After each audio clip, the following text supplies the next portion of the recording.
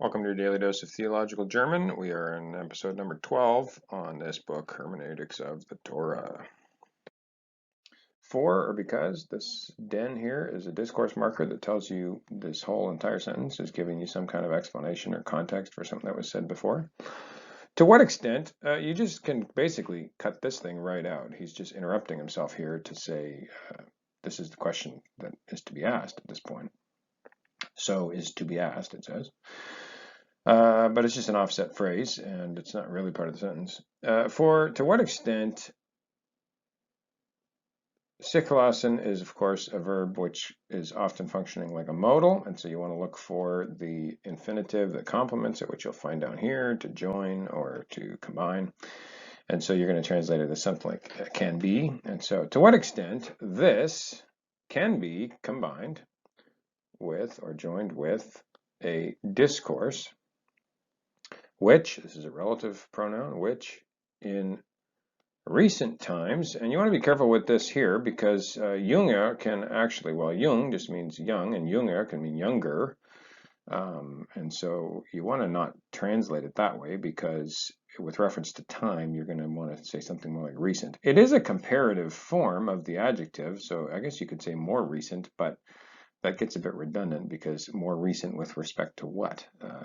With respect to older scholarship, I guess, or something like that. So just recent scholarship actually just works fine in this context. In recent times, by Bernard M. Levinson, Thomas Kruger, Eckhart Otto, and others. This is a abbreviation of und andere. Oh, sorry. So very messy writing there. My apologies. But and others. And then you have a participle followed by werden, and so you know you're dealing with a passive construction here in this subordinate clause.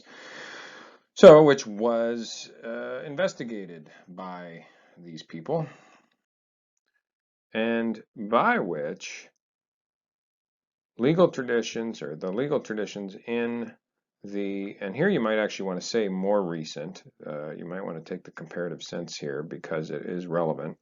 The more recent Old Testament literature, and so that's obviously talking about with respect to the different, times in history when different parts of the Old Testament were written, and so it's talking about the more recent stuff.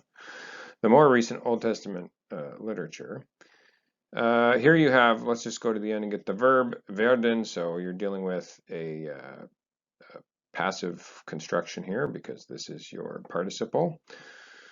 In a previous episode, I translated this as thought out, but it occurs to me a more fluid English word might just be evaluated, and here we're talking about critically, so I think critically evaluated is probably a good expression to use for this.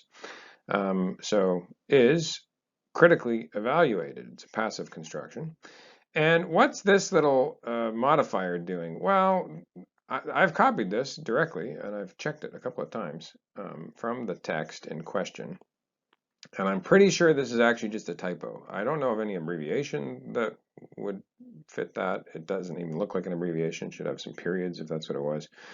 And the thing is, in German, there's a very common expression, zum Teil. And it seems to me that that must be what this modifier is supposed to be. And what you actually have here is a typo. If you were given this text on an exam, I mean, I don't think your examiners would be so cruel as to give you a text with a known typo in it. But it happens in German. I mean, there can be typos. And so it's important to have some familiarity with what the kind of options are so that you know what this is. It's obviously not a word. It doesn't have a vowel. And it's obviously not an abbreviation because it would have periods. And so you got to think, well, zum Teil, I know that's something. So there you go. Let's translate the whole sentence to try to make clear sense of the entire thing.